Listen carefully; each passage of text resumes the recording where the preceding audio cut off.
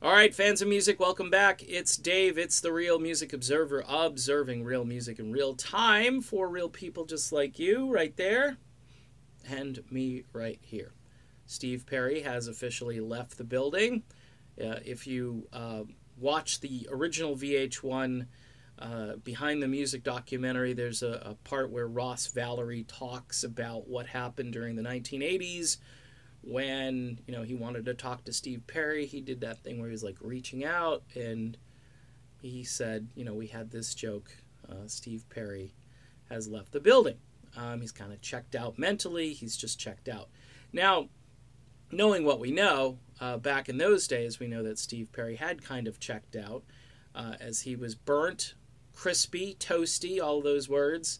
But I think what happened in this go-round, which was historic, unprecedented, here's a guy who's been away for so long, he returns, and he's got this album. And by the way, again, for those of you who think I hate Steve Perry, I do like his album, and I think he's one of the greatest rock singers who's ever lived. So I've been on record several times, but I think what people don't like is that I'm not saying 100% all the time rosy positive things about anything.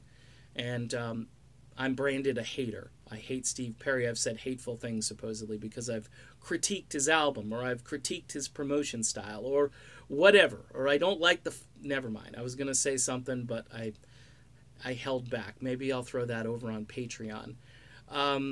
Anyway, so Steve Perry's gone. He did a lot of promotions. It's November, and it's pretty much there's nothing else going on right now.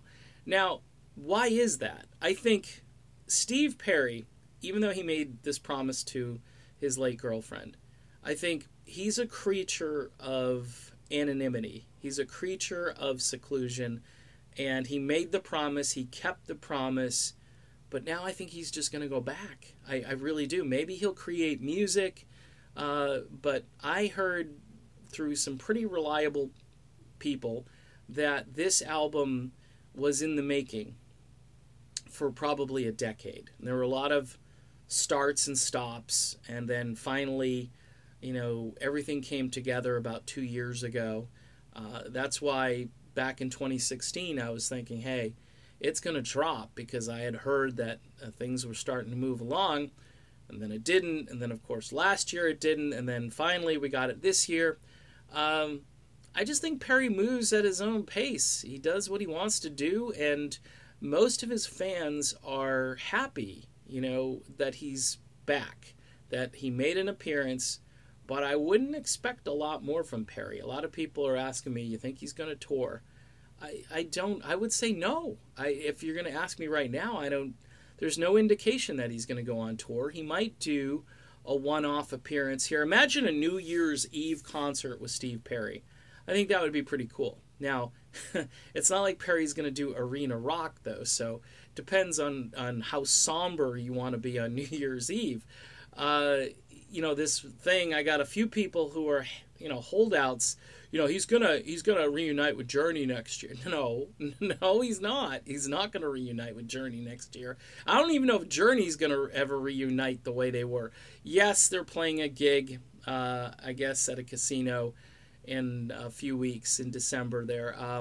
That was a surprise to me, and everybody I've talked to is kind of surprised about that. But, it's Christmas cash for the boys. It's the only way you can make money these days is to hit the road. So they probably all signed off on it. They can buy their loved ones some nice presents for Christmas. But getting back to Perry, yeah, it's strange. He was there. He's gone. We have a lot of footage. We've got a lot of audio, and people are going to be combing through that for weeks and months and years to come. And who knows? Maybe he's got a second leg of this blitz that's coming up, much like a tour, like I've said before.